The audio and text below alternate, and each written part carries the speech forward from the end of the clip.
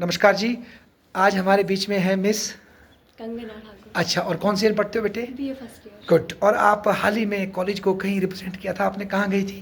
भारत मंडपम दिल्ली में विकसित भारत जो कार्यक्रम के अंतर्गत। गुड। किस हैसियत से गए थे आप? एक वॉलंटियर, एनएसएस वॉलंटियर, किस तरह से गए थे आप? नहीं, एक भारत की नागरिक होने के एक युवा अच्छा। एज अ लीडर अच्छा, अपने हिमाचल प्रदेश को 40 बच्चे जो हम हिमाचल से सिलेक्ट हुए थे उसमें एक मैं भी कहाँ थी। हुई बेटा आपका सिलेक्शन ये?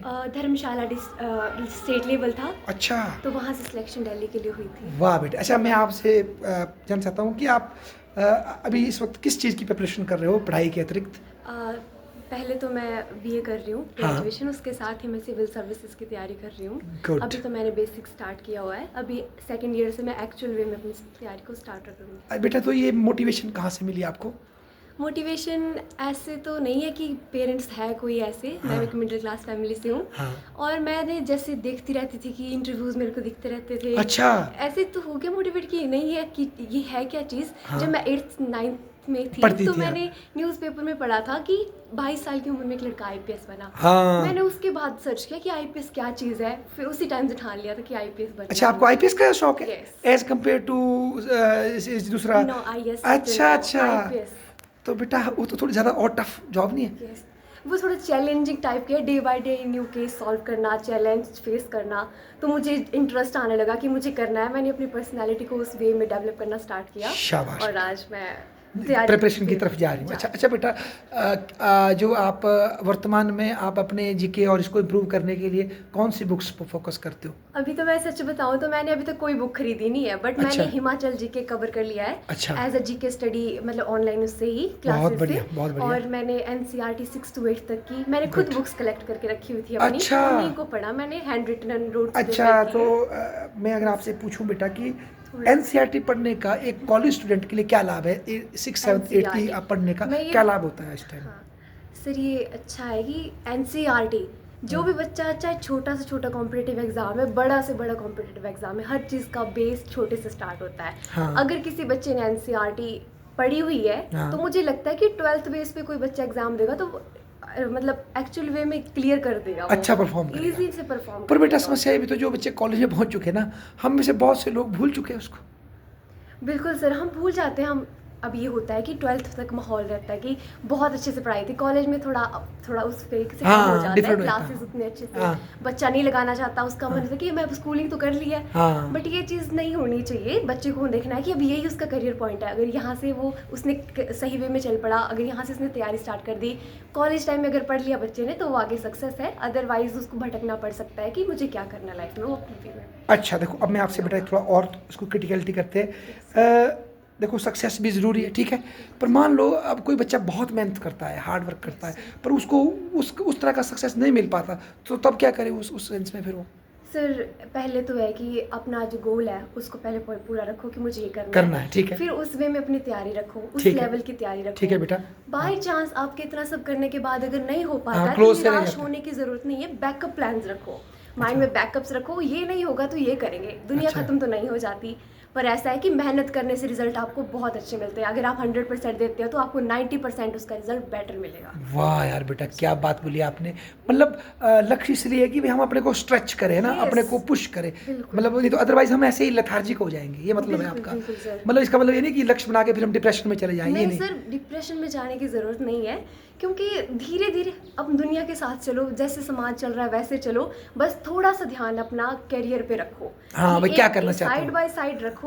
हाँ। जब आपका सबकॉन्शियस माइंड एक साइड से आपके काम में लगा रहता है, हाँ। तो उस डायरेक्शन में जाता रहता है और आप एक दिन उस मुकाम को हासिल कर लेते हो। क्योंकि मेरे साथ आज तक ऐसी चीज़ नहीं हुई, जो मैंने सोचा है मुझे वो चीज़ ज़रूर अचीव हुई है। वाह बेटे। क्योंकि मैंने जिस भी फील्ड में गई अपना 100% दिया। मैंने कभी रिजल्ट की ख्वाहिश नहीं की, नहीं बट की। ऐसा है कि 100% देना है और रिजल्ट बेटर ही मुझे मिला। कर्म करना है मतलब। Yes. अच्छा बेटा देखो, आपसे आपके लिए मैं इंग्लिश का एक वर्ड यूज़ कर सकता हूँ, एक्सूबरेंस। मतलब आपसे कॉन्फिडेंस की वो हो रही है, बारिश हो रही है, मतलब छलक रहा है कॉन्फिडेंस आपसे। बहुत अच्छी बात है बेटा। अच्छा, और अगर मैं आपसे पूछूं कि भाई आपकी स्कूलिंग वगैरह कहाँ से की आपने? स्कूलिंग मैं government degree government model senior secondary school Katrai से मेरी 12th हुई है। अच्छा। मैं आज तक गवर्नमेंट स्कूल से ही पढ़ी हूँ। Good. मेरे को थोड़ी सी दिक्कत की मेरी इंग्लिश थोड़ी सी वीक है। तो आप कैसे But improve कर रहे हो इसको? मैं ग्रामर क्लासेस ले रही हूँ, वो कैब Good. क्लासेस ले रही हूँ। वो क्या और क्लासेस books- कहाँ लेते हैं आप?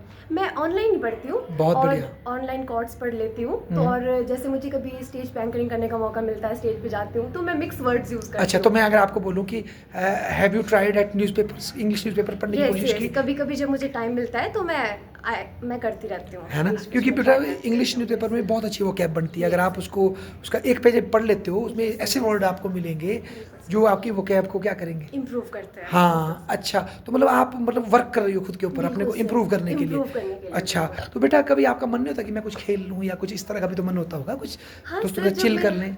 जब मेरा मन होता है तो मैंने पूरा दिन चलो 5-6 घंटे पढ़ाई करी या छुट्टी का दिन है, हाँ। तो मैं शाम को मूवी देखने का मन करता तो मूवी देख लूंगी। कभी आउटिंग का मन किया तो अपने किसी फ्रेंड को बोलूंगी चलने के लिए, या अकेली थोड़ी देर अच्छा, आप walk हॉस्टल में करके आ रहते हो? जाऊंगी। No sir. अच्छा।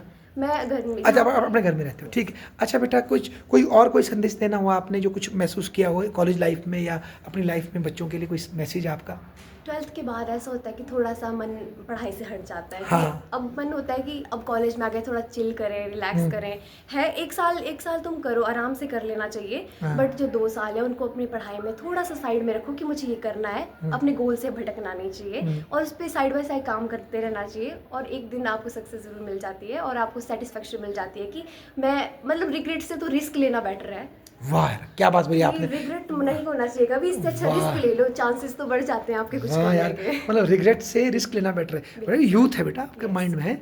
अच्छा, एक प्रश्न और है मेरा आपसे कि आपको क्या लगता है वर्तमान में भारतीय जो पुलिस व्यवस्था है ऐसे, उसके सामने आपको क्या लगता है मेन चुनौतियाँ क्या लगती है आपको बेटा, एक आधी? पुलिस व्यवस्था आजकल सबसे पहली बात तो लोग पैसा दे के मुंह बंद कर देते हैं। बिल्कुल जी। और दूसरी बात किसका, वुमेन्स को मतलब उस व्यवस्था में ना? व्यवस्था में हाँ। पुलिस को कोई भी केस है भाई, बंद कर दो केस, कोई किस में कार्यवाही नहीं करनी जानी चाहिए। पैसे ले लो, तुम जितना मांगोगे हम देंगे। लोगों का आजकल ये रहता है। दूसरा वुमेन्स को लेके, जैसे हमने निर्भया केस देखा, मोनिका हाँ। केस देखा, उसको दबा दिया गया, जबकि उसका मुद्दा उठना चाहिए था, बिल्कुल। बिल्कुल उठना चाहिए था। तो बेटिया, मैं अगर आपसे पूछूं, सपोज आप बन गई IPS ऑफिसर और कहीं आपको जिला मिल गया और आप कर रही है काम, ठीक है, जो व्यवस्था पहले से उस तरह की दुष्ट है, ठीक है, तो वो आपकी बात कैसे मानेगी वो व्यवस्था? आप पे प्रेशर नहीं आएगा एकदम से कि मैडम इस केस को क्लोज कीजिए आप? सर, पहले तो मुझे स्ट्रैटेजी बनानी पड़ेगी कि मुझे इसमें क्या चीज़ें इंक्लूड करनी है और क्या हाँ। इसमें पहले से चुनौतियाँ थी जो मुझे सामना करना पड़ेगा।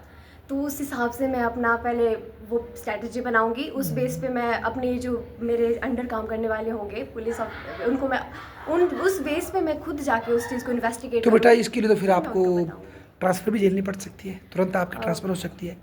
कोई भी दिक्कत नहीं है सर, ट्रांसफ़र होती रहेगी तो होती रहे। देश को सुधारना सबसे पहला मोटिव होना चाहिए। जो चीज़ें फेस करनी है तो मैं करूँगी। आई एम रेडी फॉर तो दैट। फिर जो आपके साथ जो और ऑफिसर होंगे जो हाँ में हाँ जी करेंगे, ना जी करेंगे, वो तो आगे निकल जाएंगे बेटा रेस में, आपसे और बड़े स्केल में चले जाएंगे और आपके ऊपर कार्रवाइयाँ होती रहेगी, तो क्या कब तक झेलेंगे आप इसको? नहीं सर, इसके लिए भी स्टैंड लेना पड़ेगा। इसके लिए हम ये कर सकते हैं कि हम जो हमारे साथ के हैं उनको हम अपने साथ देने के लिए मोटिवेट कर सकते हैं कि जब आप अपनी इस पोजीशन पे आए हैं तो आपको देश के लिए काम करना चाहिए, ना कि आपको दूसरों की बातों में आकर इन अपने जो कंट्री है उसका क्राइम रेट को ज़्यादा बढ़ाना चाहिए।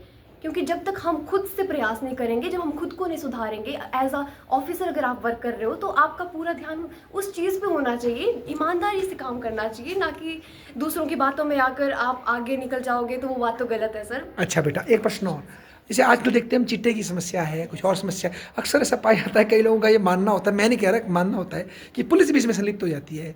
तो क्या आपको लगता है ऐसा, और कैसा लगता है सुन करके जब आप ये सुनते सर हो? कई मायनों में तो मुझे लगता है, इसमें न्यूज़पेपर में कई बार पढ़ती हूँ ये हुआ, लेकिन कहीं पर चांसेस होते हैं कि इस चीज़ को सॉर्ट आउट भी तो किया जा सकता था। तो फिर वहाँ पे मुझे कई बार लगता है कि पुलिस की हेराफेरी भी हो सकती है। तो इस प्रणाली को सुधारने के लिए भी न्यू कानून बनाए जा सकते हैं। जाना पड़ेगा मतलब इसमें? बिल्कुल जाना पड़ेगा और न्यायपालिका द्वारा नए कानून बनाए जाने क्या चाहिए बेटा पुलिस आपने व्यवस्था को सुधारने के लिए। इस पे चिंतन हुआ है बेटा पहले ना, क्या आपने एक धर्मवीर कमेटी बनी थी पुलिस रिफॉर्म पे इमरजेंसी के बाद, क्या उसके बारे में पढ़ा है आपने, धर्मवीर कमेटी की रिपोर्ट? सॉरी और एक बनी थी सोलीजे स्वराज जी कमेटी। ये दोनों कमेटियां जो है ना बेटा पुलिस रिफॉर्म पे बनी थी, और एक प्रकाश सिंह ऑफिसर है रिटायर, उन्होंने भी केस किया था कोर्ट में कि पुलिस को नेताओं से वो दी जाए, मतलब उनकी ट्रांसफ़र नेता ना कर सके, उनकी नेता निष्पक्ष तरीके से उनकी ट्रांसफ़र हो, काम की जांच हो, ताकि वो पुलिस किसी नेता या प्रभावशाली व्यक्ति के दबाव में आकर काम ना करे। तो क्या आपको लगता है कि भविष्य में शायद इस तरह के कोई कॉन्स्टिट्यूशनल रिफॉर्म भी लाए जा सकते हैं? बिल्कुल सर, लाए जा सकते हैं। मतलब इस तरह के होना चाहिए कि नेताओं को अथॉरिटी नहीं होनी चाहिए पुलिस हाँ। व्यवस्था करने की।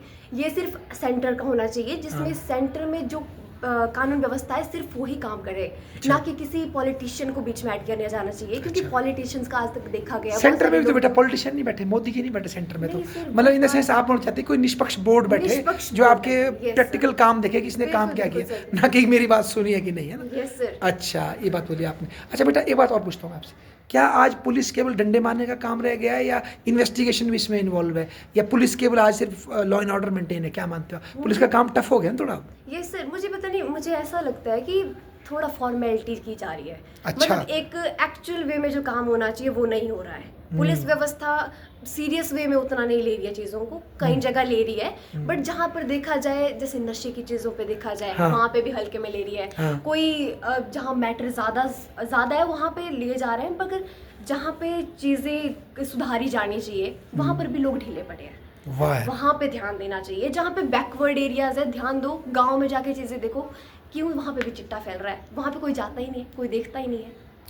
वहाँ के लोगों को देखना चाहिए। जब छोटे तबके से काम स्टार्ट होगा तो बड़े तक जाएगा। अगर बिटिया इस मार्ग में आपके जीवन में मान लो सफलता मिलती है, फिर आपके मार्ग में बहुत सी बाधाएं आती है, तो कैसा महसूस करेंगे आप फिर?